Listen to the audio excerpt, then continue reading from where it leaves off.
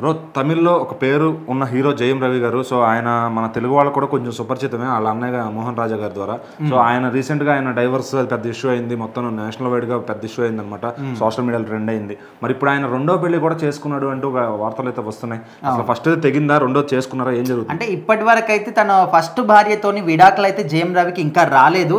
So ఈ మధ్య కాలంలోనే ఇప్పుడు తాజాగా ఒక ఫొటోస్ మాత్రం వైరల్ అవుతూ ఉన్నాయి. సో వీటిని చూసిన తర్వాత మొదటి భార్యకి విడాకులు ఇవ్వకుండానే రెండో పెళ్లి చేసుకున్నాడు ఏంటని చాలా మంది కూడా కింద కామెంట్లు పెడుతూ ఉన్నారు. అయితే ఇక్కడ ఇదంతా వీళ్ళిద్దరి మధ్య ఎప్పటి నుంచో కూడా నడుస్తున్న ఒక ప్రేమ కథనే, ఇది అందరికీ తెలిసిందే. సోషల్ మీడియాలో వీళ్ళకి సంబంధించిన ఫొటోస్ కానీ వీడియోస్ కానీ వాళ్ళిద్దరు కలిసి తిరిగినటువంటి వీడియోస్ కానీ అన్ని కూడా చూస్తూనే ఉన్నాం. Jayam Ravi, singer Kenisha Francis. So వీళ్ళిద్దరు కూడా ఎప్పటి నుంచో ప్రేమలో ఉన్నారని, అందుకోసమని అక్కడ మొదటి భార్యకి జయం రవి విడాకులు ఇవ్వాలనుకుంటున్నాడని సో ఎప్పటి నుంచోనే వింటున్నాం. సో రీసెంట్గానే వాళ్ళిద్దరికి విడాకులు కూడా జరిగిపోయాయి అనే విధంగా వచ్చింది, కానీ ఇంకా వాళ్ళిద్దరికి ఇంకా విడాకులు అయితే రాలేదు. సో ఈ క్రమంలోనే ఇప్పుడు వీళ్ళిద్దరూ మెడలో దండలు వేసుకొని ఒక గుళ్ళో కనిపించి పక్కనే పంతులు కూడా ఉండడం. సో ఖచ్చితంగా రెండో పెళ్లి చేసుకున్నారు వీళ్ళు. అక్కడ విడాకులు రాకముందే చేసుకున్నాడు కాబట్టి తన మొదటి భార్య ఖచ్చితంగా ఫైట్ చేయొచ్చు. అండ్ ఆల్రెడీ ఆమెకు కూడా విడాకులు తీసుకోవడం కూడా ఇష్టం లేదని కూడా అప్పట్లో మనం కూడా విన్నాం.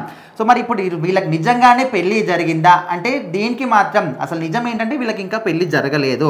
జస్ట్ ఒక కొత్త మూవీ ప్రమోషన్స్లో భాగంగా పూజలు చేయించుకోవడానికి గుడికి వెళ్ళినప్పుడు అక్కడ పంతులు గారు దేవుడి దగ్గర ఉన్నటువంటి పూలమాలలు ఇచ్చి వాళ్ళ మెల్లో వేయడం.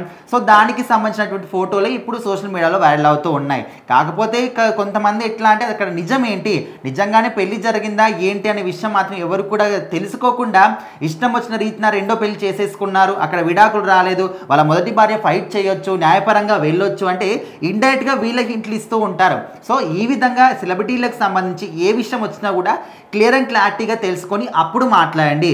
లేనిపోనివన్నీ కూడా అపోహలు కావచ్చు, లేకపోతే లేనిపోనివి నిజాలు కావచ్చు, అబద్ధాలు కావచ్చు. సో ఈ విధంగా ఎవరు కూడా మాట్లాడకండి అనే విధంగా సినిమా ప్రేమికులు కూడా చెప్తూ ఉన్నారు.